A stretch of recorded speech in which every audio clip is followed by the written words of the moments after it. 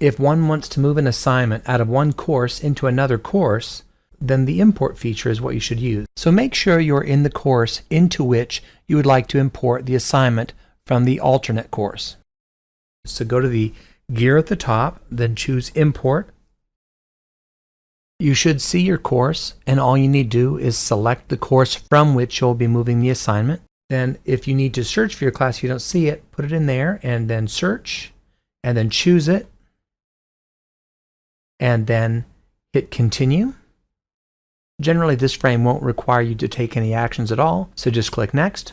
Now on this one, rather than choose everything, it's very important that you select None. That way you're not moving the entire course into the other course, and rather you're looking for a single assignment. So I'll scroll down to the section, and I'll choose Getting Started. That's the section, but you have to click this at the top of that section, and then choose the individual assignment that you'd like to move over. And then you merely scroll down, and I will just glance through this, and I verify that what I want to have moved over is chosen, and I hit Perform Import. Then it's going to show up in the section at the place where it was in the other course. So I go to the Getting Started section there, and I scroll down, and sure enough, it's now in that second section.